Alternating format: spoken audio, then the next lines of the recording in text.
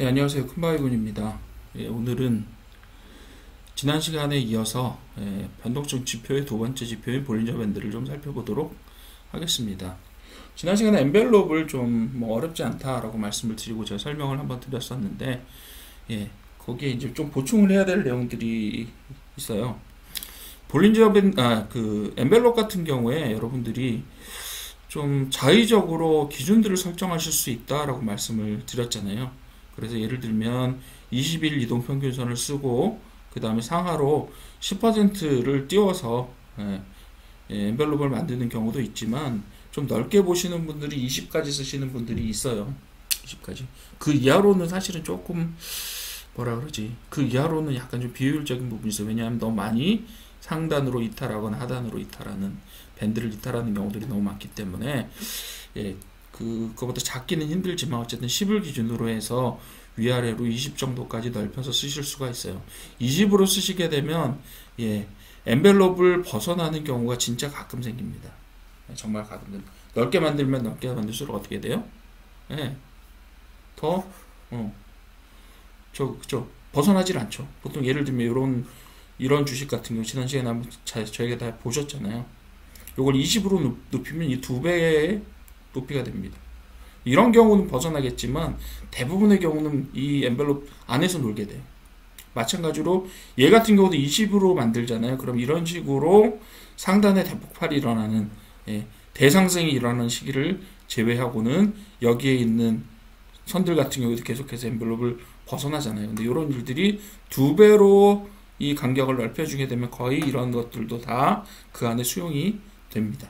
그래서 엔벨롭을 벗어나는 일이 잘 일어나지는 않습니다.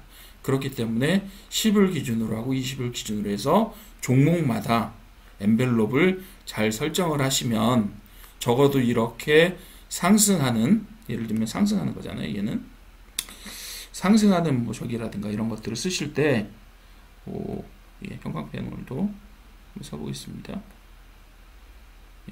한번 주황색으로 해서 여기서 보시게 되면 왔다 갔다 하죠. 여기서 보시게 되면 거의 이 삼성전자 같은 경우는요, 10을 써도 이렇게 큰 대하락을 만나기 전에는 거의 범위 안에 들어갑니다. 사실 얘도 요 선을, 하단 밴드를 타고 내려가지 하단 밴드를 벗어나는 거는 여기 정도. 그죠? 거의 그리고 벗어나지 않습니다. 10도 이런데 20으로 하게 되면 거의 더 벗어나지 않겠죠. 그래서 여러분들 대형 우량주들 있잖아요. 대형 우량주들 같은 경우는 엔벨롭을 좁혀서 사용하셔도 효과적으로 사용하실 수 있어요. 왜? 잘 안 벗어나니까. 하루의 변동폭이 그렇게 크지 않기 때문에 이런 식으로 대세 상승을 하는 저기 안에서 엔벨롭을 이렇게 만들어 두게 되면 여러분들이 하단 닿으면 매수, 상단 닿으면 매도라는 형태를 잘 쓰실 수가 있죠. 좀 편안하게. 그렇죠? 상단에 접근하면 매수하고, 그죠? 이렇게 쓰실 수 있어요. 여기서 매도하셔도 되고, 매도죠. 여기서 매도하시고, 그 다음에 엔벨롭이 상당히 떨어져서 이렇게 멀지는 않지만 이 정도로 접근했다, 그럼 다시 매수하실 수 있고요. 이런 형태로 박스권 매매를 사용하실 수가 있다. 이렇게 보시면 되겠고요. 나머지 같은 경우도 20으로 넓히면 그걸 벗어날 때 추세가 나타난다라는 부분들을 발견하시는데 사용하실 수가 있어요.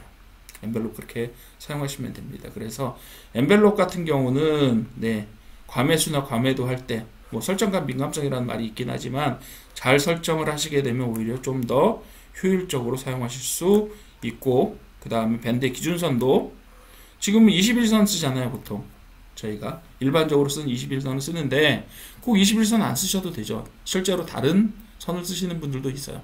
예를 들면 22일선을 쓰고 한 달을 보면 21선보다는 22일에 조금 더 가깝잖아요. 평균적으로. 그래서 22일선을 쓰시고 그 다음에 22일에서 24일선까지 한 달을 쓰시고 그 다음에 이동평균선도 쓰시고 그 다음에 표준편차도 24일선에 맞추면 되는 거예요.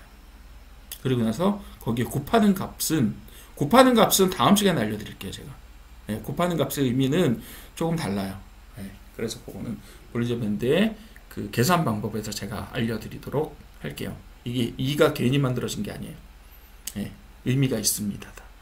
자, 그럼 이제 오늘 볼린저 밴드를 하기로 했으니까 이걸 본격적으로 엔벨롭 설명을 그만하고 이제 볼린저 밴드 설명을 드리도록 할게요. 볼린저 밴드는 의미가 무엇이냐 하면 이동평균선을 기준으로 지난번에 엔벨롭에서는 그 이동평균선 가격에 당일의 가격에 위아래로 일정한 퍼센트를 곱해서 더하거나 빼줌으로써 밴드를 만든다라고 말씀을 드렸죠. 그런데 이번에는 퍼센트가 들어가는 게 아니라 표준편차라고 하는 새로운 개념이 들어가요. 표준편차 처음 들으시는 분도 있을 거고, 고등학교 다닐 때 어렴풋이 들어본 적이 있다 이렇게 생각하시는 분들도 있을 거예요. 요즘 수학에 저희 다닐 때는 배웠었는데 요즘은 수학 과정 중에 포함이 되어 있는지는 모르겠습니다만 어쨌든 표준편차라고 하는 통계학의 개념이 있어요. 하나의 숫자입니다. 하나의 숫자. 평균도 하나의 숫자죠. 표준편차도 하나의 숫자입니다. 일반적으로 데이터를 다루는 숫자 데이터를 다루는 사람들은 어떤 특정한 데이터들이 뭐 20개, 30개, 뭐 1000개, 10,000개 이 정도의 데이터들이 있으면 그 데이터를 가지고 어떻게 이야기하냐면 그 평균이 얼마야 그 데이터에? 예를 들면 기온처럼 그죠? 평균이 얼마고 표준 편차가 얼마다 이렇게 계산을 금방 할 수가 있어요. 왜? 컴퓨터가 해주니까 요즘. 그 손으로 계산을 하면 되게 일이 많습니다. 예를 들면 20일의 표준 편차를 구하려면 숫자를 20개 만들어서 더하고 빼서 숫자를 만든 다음에 걔를 제곱해서 다 더하고 평균으로 나눈 다음에 다시 루트를 씌워줘야 돼요. 계산이 복잡하죠. 계산이 복잡하죠. 그래서 컴퓨터가 발명된 이후에 이걸 쉽게 계산할 수 있게 되었다라고 말씀을 드리는 거예요. 자, 지표의 는 어떻다고요? 이동평균선이 기준이에요. 뭐랑 똑같아요? 엔벨롭이랑 똑같아요. 그런데 위아래를 띄우는 그 수치가 어떻게 된다? 표준편차라고 하는 수치를 사용합니다. 표준편차는요 하나예요. 숫자가. 그리고 주가가 과매수 상태인지 과매수 상태인지를 판단하고 돌파 시에 상단으로 돌파하거나 하단으로 돌파하거나 추세 전환이 이루어지는지를 판단하실 수가 있어요. 요거 엔벨롭이랑 사용 방법이 거의 비슷해요. 그런데 여기 하나가 더 있습니다. 뭐가 있을까요? 엔벨롭은요 위아래 선이 그 위아래 선의 밴드 두께가 매일매일 변하지는 않아요. 물론 장기적으로 이동평균이 올라가면 조금 넓어지고 이동평균선이 내려가면 약간 좁아지는 경향성이 있긴 하지만 거의 매일매일 이동평균선이 그렇게 급격하게 변하지 않으면 밴드의 폭도 거의 고정됩니다. 하지만 표준편차는요 매일매일 제법 많이 달라요. 매일매일 다릅니다. 그래서 상하폭이 넓어졌다가 좁아졌다. 대칭형으로 되어 있거든요. 대칭으로 되어 있거든요. 이동평균선을 중심으로 위 값하고 아래 값이 똑같잖아요. 대칭으로 되어 있어요. 그래서 대칭으로 되어 있는 선이 넓어지거나 좁아지거나 하는 현상을 계속 보이게 됩니다. 그래서 좁아졌을 때, 넓어졌을 때 각각 의미가 있어요. 그리고 좁은 상태에서 상단으로 돌파를 하는지 아니면 하단으로 돌파를 하는지 이런 것들도 저희가 중요한 의미로 사용을 할 수가 있어요. 한 가지 사용법이 더 있다. 이렇게 보시면 되겠어요. 그리고 지표의 구성 요소를 보시게 되면 첫 번째로는 기준선이라는 게 있습니다. 기준선이 뭘까요? 이동평균선이에요. 여기에서 사용하시는 볼린저 밴드 며칠 기준의 볼린저 밴드를 만드는 그 선, 그게 이동평균선, 그게 바로 그 볼린저 밴드 기준선이 되는 거예요.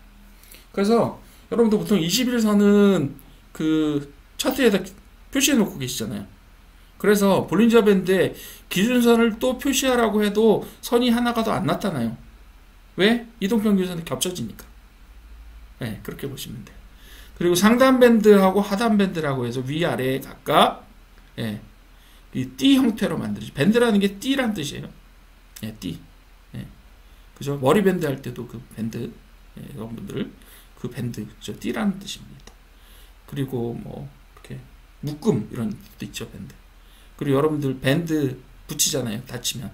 그 밴드도 처음에는 띠라는 뜻에서부터 파생이 된 겁니다.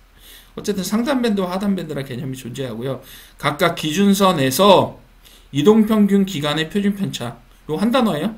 이동평균 기간의 표준편차 그 20일 동안 20일 동안 평균을 잡았으니까 그 20일이라는 기간 안에 표준편차라는 값도 존재합니다.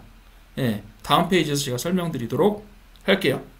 하단 밴드는요, 이동평균, 기준선, 즉 이동평균선에서 이동평균 기간의 표준 편차를 빼준 겁니다. 표준 편차는요, 항상 0보다 커요. 항상 0보다 큽니다. 표준 편차는. 양수값이에요. 플러스 값입니다. 그래서 더하거나 빼줄 때, 그냥 더하거나 빼는 그런 그 통일적인 값이 나와요. 그렇게 보시면 되겠어요. 대신 매일매일 달라진다.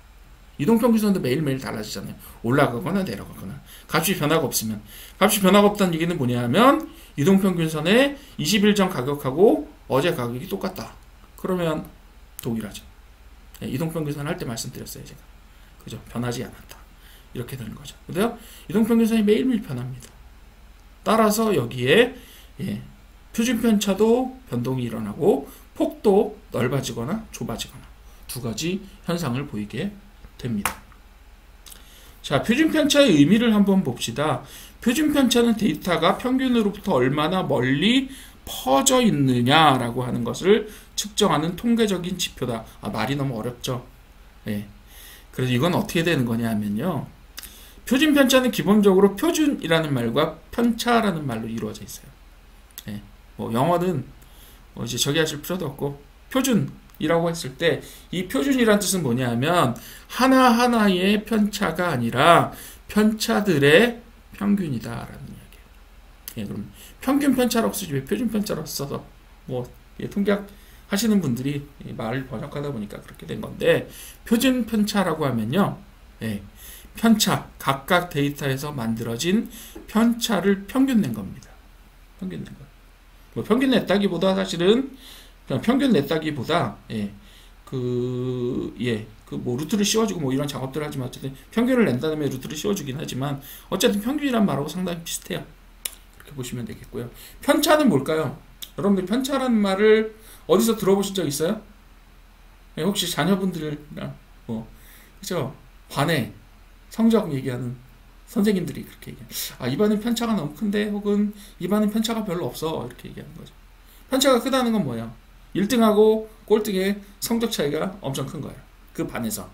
근데 반면에 어떤 반들은 어때요? 다 비슷해서 1등이나 꼴등이나 점수 차이가 별로 안 나요. 등수 차이도 별로 안 나고. 그럴 수 있잖아요. 전교 등수 차이 별로 안 나고, 그렇게 될 수 있잖아요. 그래서 그런 것들을 보고 편차라고 불러요, 저희가. 편차. 얼마나 저기로. 치우쳐져 있는 것의 그 차이, 그렇게 보시면 돼요. 편차라고 부릅니다. 그죠?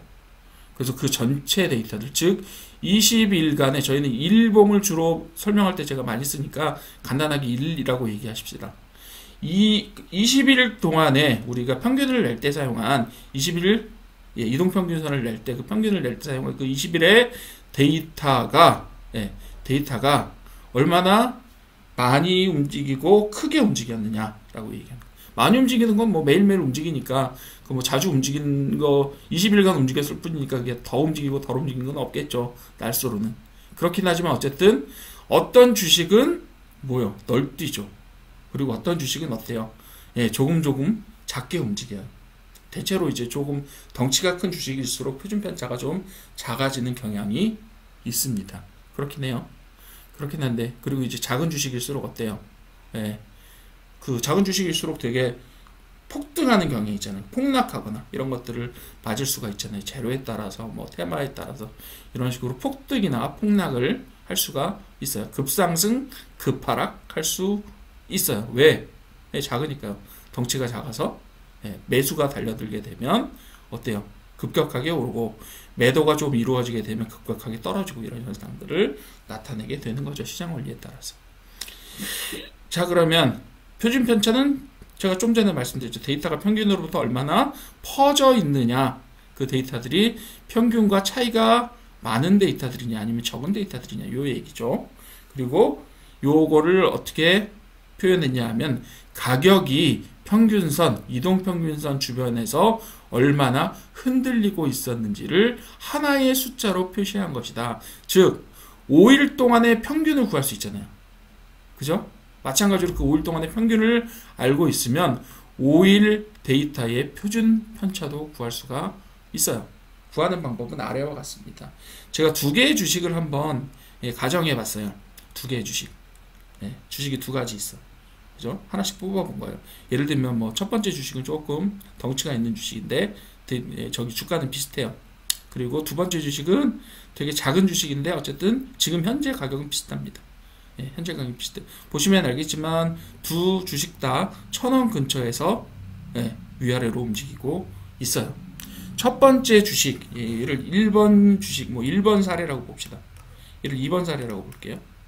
예, 2번 사례라고 볼게요. 1번 사례는 어떠냐면 주가가 1,000원에서 시작해서 다음날 1,010원이 됐다가 다시 990원이 됐다가 1,010원이 됐다 990원이 됐다. 아예 5일간 박스권이네요. 어쨌든 간에 그죠? 근데 뭐 박스권이 5일 정도로 판단하는 건 아니니까 거의 직선에 가깝게 나타났다라고 보시면 되겠고, 요거의 이동평균이라고 하는 평균을 한번 내볼게요. 이동평균은 아니고 아직 저희가 계속해서 슬라이딩 나가면서 이동평균을 내는 게 아니니까 평균을 한번 볼게요. 5일간의 평균. 예, 쭉 다 더하니까 10, 뭐 마이너스 10, 10, 마이너스 10 이렇게 돼서 5로 나눠버리니까 평균이 몇이에요? 1000이요. 오른쪽 데이터는 어떨까요? 오른쪽 데이터도 역시 1000에서 시작해서 예, 어제의 종가가 950원이었어요. 그럼 5일간의 이동평균을 내면 몇이 되죠? 예, 여기도 역시 50, 마이너스 50, 50, 마이너스 50 이렇게 되잖아요. 그래서 평균이 얼마? 1000이에요. 평균값은 똑같아요. 이동평균을 잡아도 평균값은 두 개가 똑같아요. 단지 뭐가 달라요? 하나는 적게 움직이고 하나는 많이 움직였어요. 많이 움직였어요. 그렇게 되는 겁니다. 되셨죠? 예. 되셨죠? 자, 그러면 표준 편차는 어떻게 계산하느냐 라고 하면 원래 공식은 어떻게 되느냐 하면 평균에서 예, 요 평균이 1000이죠? 평균에서 해당 값을 해당 데이터 있죠. 2일날 가격, 3일날 가격, 4일날 가격, 예, 5일째 가격, 요것도 마찬가지. 요거를 각각 예, 보통 빼줍니다. 차이를 구해주는데 차이를 구해준다라고 하는데 보통 빼줍니다. 평균에서 요 데이터를. 그럼 어떻게 되는지 한번 볼게요. 1000에서 1010을 빼면 어떻게 되죠? 마이너스 10. 그리고 1000에서 990을 빼면 여기 좀 더 쉽죠? 예, 10이에요. 그리고 다시 평균 1000에서 1010을 빼면 10, 예, 마이너스 10이고요. 여기 다시 10이에요. 근데 여러분들 제곱을 하면 제곱해 보셨죠? 예, 제곱해 보셨을 거라고 믿어요. 저는 제곱. 예, 제곱을 하면 어떻게 되죠? 모든 숫자가 다 플러스로 변합니다. 예, 양수로 변한다 이렇게 얘기하죠. 플러스로 변합니다. 제곱하면 마이너스 제곱은 없어요. 마이너스 제곱을 하게 되면 그때부터 머리가 되게 복잡해지는 겁니다. 왜? 예, 허수하고 복소수 개념을 제가 말씀드려야 되기 때문에 저도 잘 못해요. 그거는. 예, 그러니까 그런 상상은 하지 마시고 그냥 제곱하면 무조건 마이너스입니다. 죄송해요. 제곱은 무조건 플러스입니다. 헷갈려. 그런데 어쨌든 제곱은 무조건 플러스예요. 그래서 그럼 계산을 한번 해봅시다. 자, 차이가 10이었잖아요. 여기도 10이었고 여기도 10, 여기도 10이에요. 그래서 어떻게 돼요? 1000하고 1000의 차이는 얼마죠? 0이요. 그래서 맨 처음에 뭐라고 써줘요? 0을 써줬어요. 그죠? 0을 써줬어요. 이거 잘못 썼네요. 죄송해요. 0 더하기 여기 숫자가 하나 더 들어갔잖아요. 그래서 0 더하기 여기 사실 100이 들어갔어야 돼요. 왜? 10의 제곱 100. 예, 다시 10의 제곱 100, 10의 제곱 100, 10의 제곱 100. 요 100이라고 써야 되는데 1이라고 썼는데 제가 100입니다. 그러면 요 100, 100, 100, 100을 다 더하면 얼마죠? 400이요. 그죠? 그걸 일단 5로 나누어 준다 라고 해요. 요걸 보고 표준 편차의 제곱이라고 하는 예, 그 값을 구하는 산식이에요, 요게. 예, 요걸 보고 분산이라고 부르는데 얼마나 분산되었느냐 그거 나타내주는 그 분산이에요. 예, 분산이에요. 근데 여기에다가 뭘 해주냐면 표준 편차는 요 표준 편차의 제곱인 분산에 루트를 씌워주는 거예요. 즉, 예, 80의 루트를 씌워줬더니 약 8.9 정도가 나옵니다. 8.9 정도가 나와요. 표준 편차가 8.9, 약 9가 되는 거죠. 예, 약 8.9가 되는 거고. 자, 오른쪽에 있는 2번 주식의 표준 편차를 한번 계산해 봅시다. 얘는 50씩 오르고 내리고 떨어졌는데 평균은 1000이라고 말씀드렸죠? 그쵸? 그러면 1000과 1050의 차이는 얼마예요? 50이죠? 제곱하면 2500이에요. 2500, 2500, 2500, 2500 똑같아요. 왜? 1000하고 차이는 50씩으로 항상 같았기 때문에 2500을 4개 더해주면 얼마가 나올까요? 만이요. 만을 뭘로 나눠줘요? 5로 나눠줍니다. 5로 나눠줘요. 그렇게 되면 2000이 나오죠. 표준 편차는 44.7입니다. 예, 그 계산은 다 해봤으니까 뭐 틀리지 않을까 이런 의심은 안 하셔도 돼요. 예, 계산은 제가 다 했습니다. 그래서 다음번에 요 9 그리고 45 두 가지를 기억하시고 약 5배 차이 나죠. 9하고 45라는 5배 차이가 납니다. 그죠? 예. 신기하게도 어때요? 예. 여기 10씩 움직였잖아요. 그죠? 여기는 50씩 움직였잖아요. 표준 편차도 5배입니다. 정확하게다. 예, 이렇게 되는 거예요. 그죠? 5배 많이 움직이면 표준 편차. 그러면 이 1번 주식과 2번 주식 간에 그 밴드의 넓이의 차이가 얼마나 될까요? 5배 차이죠. 예, 그렇게 보시면 돼요. 그냥 쉬워요. 5배. 예, 5배로 열심히 널뛰면 5배로 볼린저 밴드의 상하폭이 넓어진다. 이렇게 해석하시면 돼요. 어렵지 않죠? 예, 그렇게 보시면 돼요. 자, 어떻다고요? 예, 많이 움직이는 주식이 상하의 움직임 폭이 큰 주식일수록 어떻다? 볼린저 밴드의 밴드가 넓어진다. 얼마만큼? 그 널뛰는 그 범위의 크기만큼. 이렇게 보시면 됩니다. 물론 이제 매일매일 올라가고 내려가는 숫자가 조금 다르기 때문에 이렇게 딱 떨어지게 나오는 경우는 잘 없어요. 그렇긴 하지만 어쨌든 간에. 자, 볼린저 밴드 한번 계산해 봅시다. 앞에 계산식을 가지고. 자, 기억하셨죠? 하나는 9, 하나는 45였어요. 그죠? 9하고 45죠. 그럼 9에다가 2를 곱하면, 그죠? 2를 곱하면, 그죠? 예, 표준 편차 20하고 100이, 죄송해요. 여기 잘못 썼네요. 제가. 9하고 45예요. 예, 제가 지난번에 계산할 때 잘못 썼던 거고. 자, 6일차의 기준선을 보시게 되면 상단 밴드는 2018이 되고 하단 밴드는 982가 됩니다. 그리고 2번 사례는 어떻게 되느냐. 6일치의 기준선은 1000이 되고 상단 밴드는 45 곱하기 2인 1090이 되고요. 하단 밴드는 45 곱하기 2, 90을 빼줘서 910이 되게 됩니다. 여기 제가 좀 오타가 조금 있었네요. 그죠? 여하튼 네, 그렇게 됩니다. 요거만 기억하시면 돼요. 예, 여기서 보시게 되면 요런 식으로 산식이 만들어져서 이렇게 상단 하단 밴드, 그죠? 18 곱하기 5는 90. 예, 여기서 18 곱하기 5는 또 90이기 때문에 이렇게 됐다. 이렇게 이해하시면 돼요. 근데 궁금한 점이 있어요. 제가 만들다 보니 궁금한 점이 있었어요. 맨 처음에 이제 공부할 때 그랬었어요. 왜 2를 쓰지? 왜 2를 쓸까? 그게 통계학적인 기본이 거기에 들어있는 거예요. 통계학적인 기본. 여러분들 예를 들면 그 양분 같은 거 아시죠? 양분 같은 거. 양분 같은 거 쏠 때 대부분의 경우 대부분의 경우는 요 안에 들어갑니다. 그러니까 잘 쏘는 사람들 말고 그냥 아무거나 그냥 돌을 어디다 던졌다고 쳤을 때 대부분의 경우에 34%는 뭐예요? 표준 편차. 이게 원래 계산이 그렇게 돼 있어요. 표준 편차 범위 안에 평균의 플러스 마이너스 표준 편차 범위 안에 뭐가 들어가요? 68%의 무작위 돼 있다는 거기 속하게 되어 있어요. 즉 다음날의 주식에 움직일 때 그것이 특정한 의도를 가지고 움직이지 않고 만약에 굉장히 중립적인 데이터라고 한다면 네, 랜덤 워크를 하는 데이터라고 하면요. 네, 어떻게 돼요? 예, 평균인 1000과 어제가 1000이었다라고 하면 평균인 1000과 그리고 1번 주식의 경우에는 시그마가 9잖아요.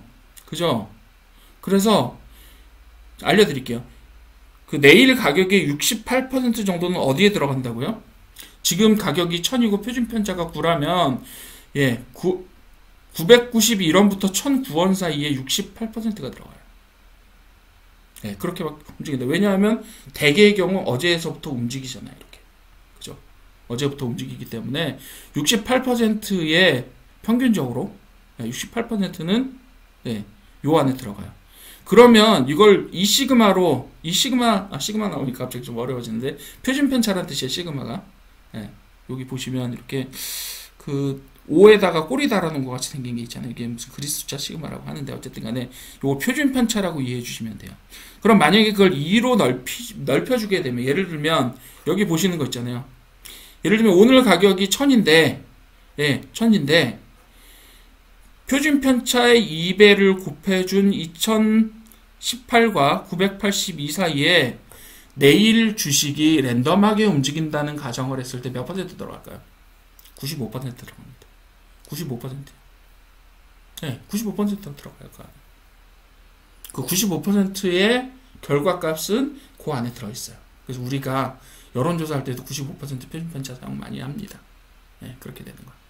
그럼 막 그걸 높이고 싶다라고 하면, 예, 밴드를 넓히면 돼요. 무조건. 밴드를 넓히면 돼. 그 숫자 있잖아요. 2를 더 많이 쓰면 돼. 2.57 뭐 이렇게 쓰기도 하는데, 그렇게 되면 그냥 상하단에 뭐 저기밖에 안 나요. 98%가 돼요, 그러면. 예, 뭐 그렇게 되는 그런 것들을 쓰시면 돼요.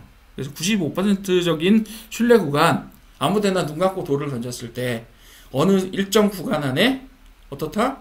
예. 표준 편차 플러스 마이너스 A. 평균값에 마이너스 플러스 표준 편차를 한 그 범위 안에 68%가 들어가요. 그리고 2표준 편차, 마이너스 2표준 편차부터 플러스 2표준 편차까지 범위를 넓혀주면요. 95%의 돌멩이가 그 구간 안에 들어가게 되는 겁니다. 네, 무슨 얘기인지 아시겠죠? 그러니까 95%의 확률을 가지고, 네, 다음날 사건이 발생을 한다. 무작위로 발생한다고 쳤을 때. 이렇게 되는 거예요. 그래서 이걸 보고 정규분포의 95% 신뢰 구간, 이런 어려운 말로 합니다만 어쨌든 간에 다음날 주가가 엇박자가 나서 엇박자가 나더라도 어쨌든 오늘 범위 안에서 움직일 거잖아요. 그죠? 오늘 범위 안에서 움직일 거잖아요. 그렇기 때문에 어떻다? 95%는 지난 20일 동안의 표준 편차 안에서 움직일 가능성이 높다. 이렇게 보는 겁니다. 되셨죠? 볼린저 밴드 내부에 과거 가격이 95%의 데이터가 들어간다라고 보셔도 되겠습니다. 그리고 볼린저 밴드 밖으로 벗어났다고 하는 얘기는 뭐냐면 95%에 해당되지 않고 5%의 확률로 아주 희귀하게 일어나는 사건이 발생을 했네 라고 생각하시면 돼요. 그러니까 대개 어떻게 돼요? 거의 대부분의 데이터는 어디에 들어있다? 볼린저 밴드 안에 들어있다. 95%의 데이터. 그렇게 해서 그래서 2를 쓰는 거예요. 2를 곱해준 95%가 그 안에 들어가기 때문에 주식이 그렇게 쓰는 겁니다. 되셨죠? 예. 자, 그럼 볼린저 밴드 차트를 한번 봅시다. 볼린저 밴드 차트는요, 이렇게 그래요. 예, 표준 편차를 쓰고요. 그리고 표준 편차를 쓰고 이렇게. 요런 경우에는 이게 차이가 크기 때문에 요거하고 요거 한번 비교해 보세요. 요 표하고 요 표를 비교해 보세요. 여기는 볼린저 밴드의 폭이 그렇게 크게 늘어나거나 줄어들지 않죠. 요 폭이요. 여기나 약간 좁아졌다 넓어졌다 하긴 하지만 폭이 거의 비슷하고요. 게다가 요런 케이스들 몇 개의 케이스들을 제외하고는 요것도 뭐 뚫었다고 보기는 좀 그런데 요런 케이스들 몇 개를 제외하고는 볼린저 밴드 안에서 대체로 주가가 움직이고 있다라고 보시면 돼요. 요거 다 합쳐도 95% 이내라고 보셔도 됩니다. 왜요? 20번에 한 번은 일어나는 일이니까. 200일 정도 되는데 요거 다 세보면 평균적으로 10개 정도 될 거예요. 그렇게 움직이는 겁니다. 원래 볼린저 밴드는. 이거는 대형 우량주 케이스. 그리고 두 번째 거 요거 봅시다. 어때요? 볼린저 밴드를 수시로 드나들고 있죠. 이렇게 여기 빠졌다가 여기 또 빠지고 또 빠지고, 여기서 위로 뚫고 아래로 뚫고 닫고, 그죠? 여기서 또 위로 여러 날이 뚫려요. 그죠? 밴드가. 그리고 여기서도 다시 밟으면서 내려가. 여기서는 뭐 분출하면서 상단으로 급상승하면서 완전 뚫어버렸죠. 그리고 나서 내려갔는데 어때요? 볼린저 밴드 하단이 상당히 내려갔어요. 왜 이동안에 뭐가 컸어요? 등락의 폭이 컸잖아요. 등락의 폭이 컸잖아요. 21간. 그렇기 때문에 밴드가 이렇게 넓혀져 있어요. 보이시죠? 밴드 넓혀져 있는 거. 얼마나 됐냐면 요게 이동평균선이 중간에 까만색처럼 보이는 게, 그리고 빨간 선이 상단 밴드, 파란 선이 하단 밴드예요. 이만큼 넓어져 있어요. 여기는요. 상대적으로 여기에서 크게 움직이지 않았기 때문에 좁아져 있죠. 여기 다시 넓어져 있고요. 왜? 급상승했습니다. 급하락하면 다시 넓어져요. 이런 식으로 구성되는 거예요. 그리고 세 번째로 요것도 보시면 여기서 볼린저 밴드가요 어떻게 돼 있어요? 여기 보세요. 네, 여기 그냥 볼린저 밴드가 이렇게 구성되어 있죠. 빨간 거, 파란 거, 그죠? 이렇게 구성되어 있어요. 네, 다시 넓어지고 여기 좁아졌다가 좁으니까 뚫리죠. 이렇게 좁아지면서 상하로 줄을 뜰다 갑자기 어떻게 급락. 그리고 다시 올라갔다가 예, 다시 뭐 이거는 좁아지고 말고도 틈도 없이 급락해버렸네요. 그리고 다시 어떻게 되냐면 여기서 편차를 좁혀서 좁힌 다음에 약간 넓어지는데 전체적으로 보면 여기 좁은 구간이죠. 여기서 급등해요. 그죠? 다시 급락했다가 예, 조금 올랐다 조정기 거쳤다가 다시 내려왔다. 그리고 좁아진 상태가 한참 이어지다가 어떻게 됐죠? 예, 추세 변화합니다. 보이시죠? 예, 이렇게 사용되는 게 볼린저 밴드. 이렇게 만들어지는 거예요. 사실은 어떻게 사용하는지는 아직 안 알려드렸어요. 이게 볼린저 밴드가 만들어지는 거예요. 폭은 어떻다? 지난 20일 동안의 변동이 되게 많았으면 폭이 넓어지고요. 지난 20일 동안 변동이 별로 없네. 그럼 어떻게 돼요? 이렇게 좁아집니다.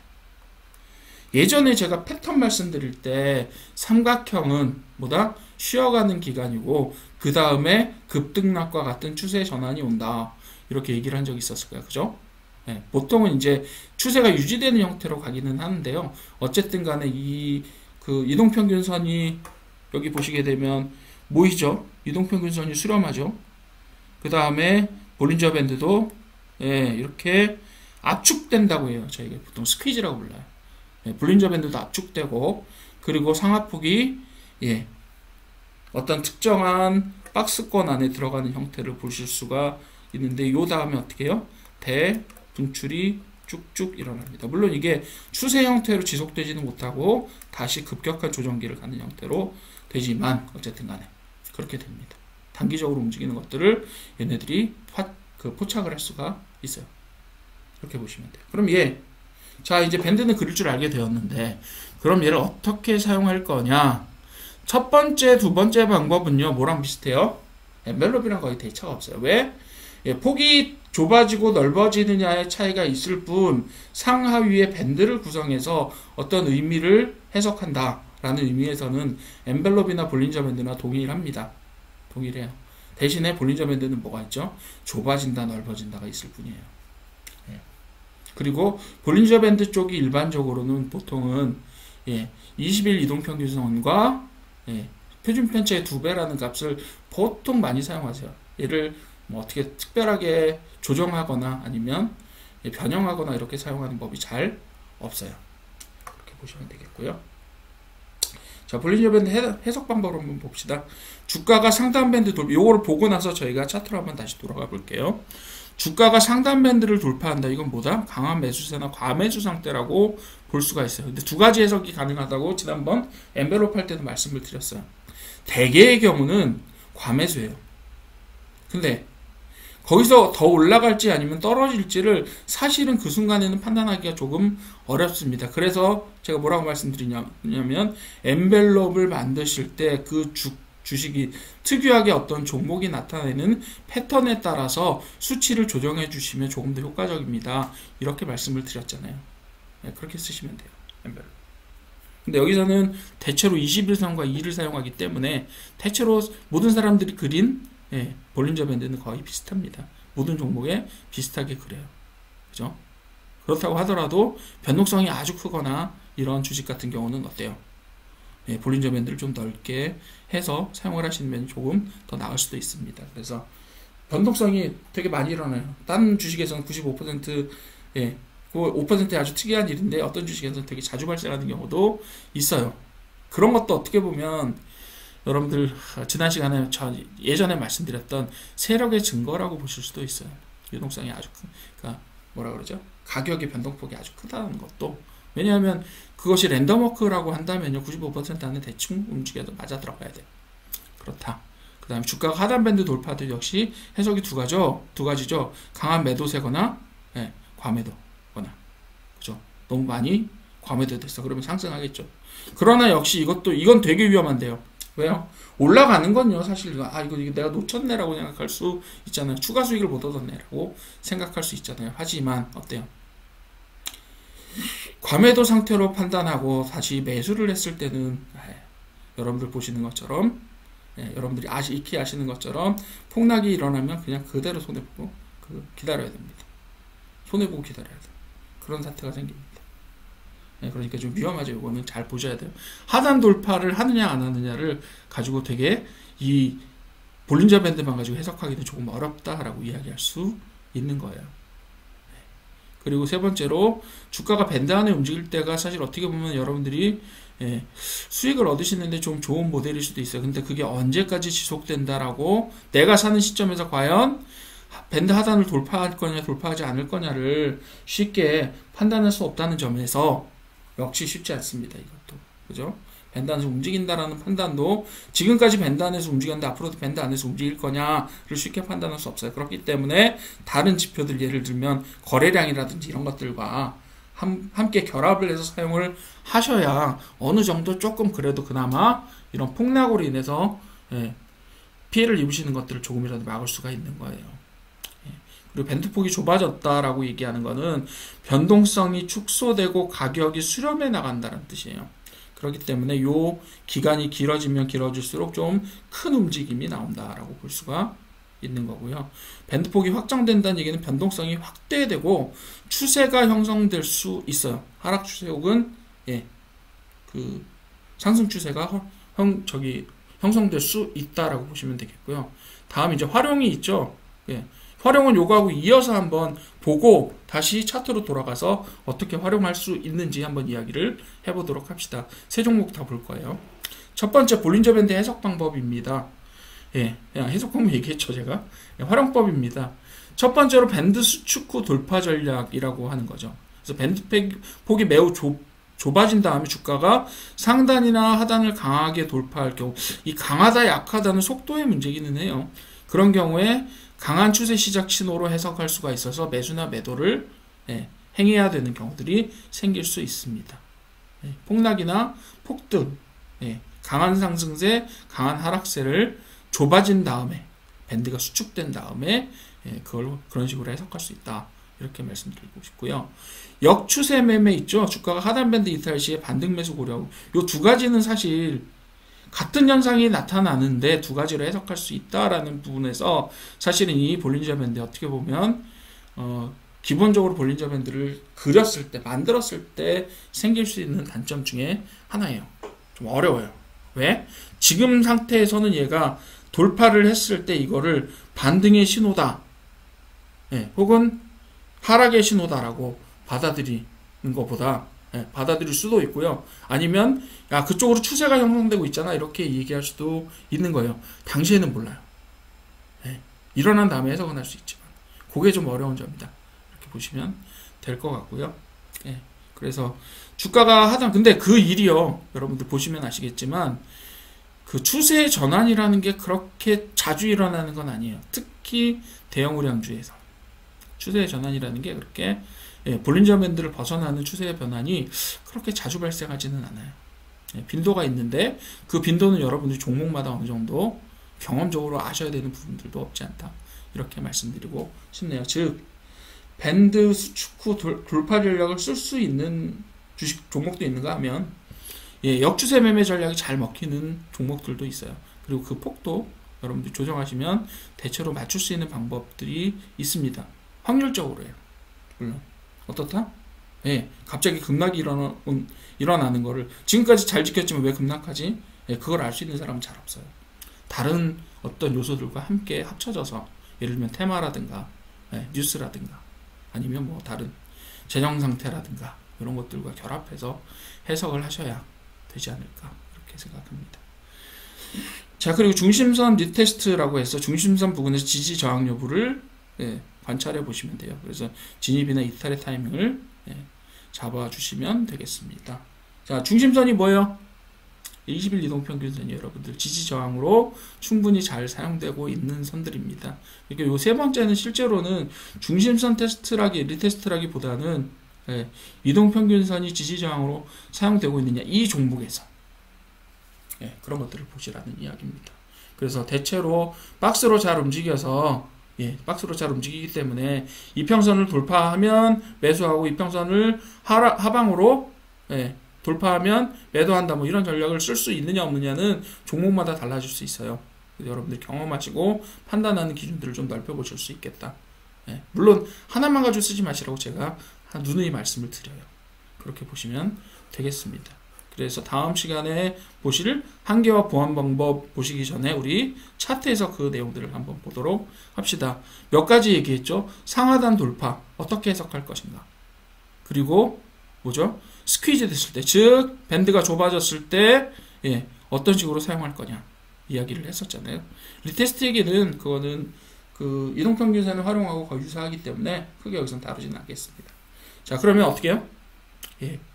상하단선에 닿았을 때 어떤 결과값들이 대체로 나왔는지를 한번 살펴보도록 합시다.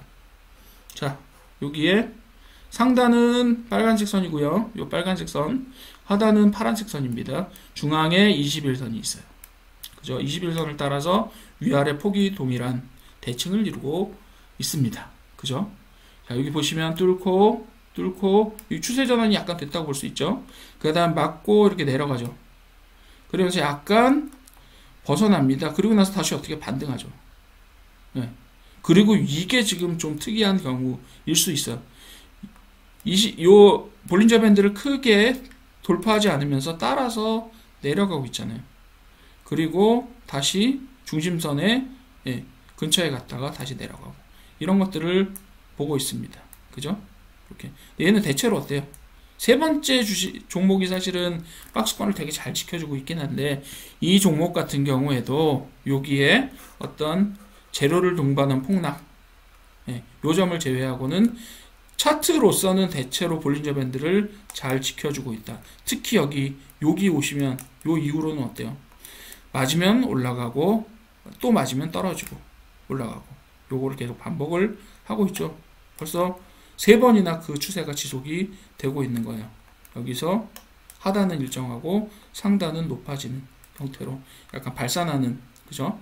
형태로 이런 식으로 추세가 넓어지면서 요 스퀴즈 되었던 여기서 스퀴즈 되었던 좁아졌던 요 부분들이 요 부분에서 혹은 그 다음에 에서 뭐가 분출이 나타날 가능성도 조금 있다 이렇게 보시면 되겠어요. 사실 요 폭락세도 여기에서 한껏 넓어졌던 이 볼린저 밴드가 좀 좁아지면서 나타났던 거고 예, 여기서도 볼린저 밴드 상당히 좁죠. 그 다음에 어쨌든 간에 추세 전환이 일어나는 그런 현상들을 보실 수가 있었다.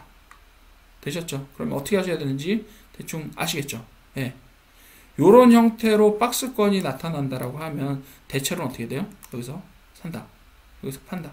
산다, 판다를 하실 수 있어요. 뭐 추세가 어느 정도 여기서 잘 사셨다면 어느 정도 떨어지는 선에서 익절을 하실 수도 있어요. 그죠? 그렇게 하실 수도 있으니까 좀 여유가 있는 거죠. 그죠? 그 다음에 여기서 잘 샀는데 상단도 분출해버렸어. 그죠? 그러면 좋은 거죠, 뭐. 그죠? 근데 다시 어떻게 해요? 상단을 맞고 하락하잖아요. 그럼 여기서 어느 정도 선에서 매수를 하시면 돼요. 그래서 매수점 같은 경우는 볼린저 밴드 하단에 왔을 때 잡아주시면 되는데 이거에도 반례가 있죠. 이렇게 항상 되는 건 아니고 밴드가 좁아지면서 이렇게 박스권을 형성했을 때는 큰 문제가 없었어요. 근데 어떤 경우가 있었냐면 여기서 변동폭을 키워가면서 엄청 커졌잖아요. 변동폭이. 그죠? 그 다음에 약간 좁아진 다음에 뭐가 일어났어요? 이렇게 떨어졌잖아요. 사볼까? 이랬는데. 그죠? 여기서 매수해볼까? 이랬는데. 어때요? 여기 매수 시점이 아니었던 거죠. 왜요? 네, 사실상 여기 좀 넓기도 넓고요. 지금 계속해서 등락을 반복하고 있었잖아요. 그러니까 아직까지 박스권을 형성했다라고 섣불리 판단하기가 좀 어려운 상태였고요. 다른 것들과 한번 결합해서 사용을 해보시면 그런 부분들이 조금 더 해석이 쉽지 않을까라고 생각이 듭니다. 자, 요 볼린저 밴드 한번 보시죠. 얘는 전형적으로 되게 많이 뚫고 많이 볼린저 밴드를 사용하기가 즉 매도 매수에 밴드 상하단으로 매도 매수를 사용하기가 쉽지 않은 그런 거예요. 차라리 여기서 저는 볼린저 밴드보다는 조금 다른 걸 사용하셔도 되겠다라는 생각이 드는데 어쨌든 간에 얘도 뭐는 잘하고 있냐면 밴드 폭이 좁아졌을 때 그 다음에 꽤 강력한 움직임이 나타나고요. 여기서 볼린저 밴드가 어때요? 여기에 등락폭이 아주 작았기 때문에 한껏 좁아져 있다가 폭락이 시작됩니다. 그죠? 그리고 나서 다시 반등해서 거의 V자 반등에 가까운 모습으로 다시 반등해서 이전의 전고점 두 개를 뚫어버리죠. 이런 현상이 되는 거예요. 변동성이 많은 주식 중에 하나예요. 얘 자체가. 그리고 나서 다시 어때요? 여기에서 약 5,000원에서 만원까지 100% 정도 올라간 다음에 고점이 만원 근처에 있어요. 얘가 5,000원보다 근처에 있고요. 이렇게 해서 100% 정도 상승한 다음에 다시 100% 하락. 50% 하락이죠. 정확하게는. 뭐 이렇게. 다시 이제 100% 올라갔다 제자리로 돌아와요.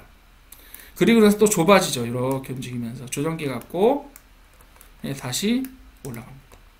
그리고 다시 내려와요. 여러분들 어때요? 어떤 거 보셨어요? 지금 작게 보면 큰 등락이라고 보여지지만 얘 같은 경우는 고점들을 이어보면 어때요? 여기에서 고점들을 이어보면 무슨 일이 일어났습니까? 저점들 이어볼게요.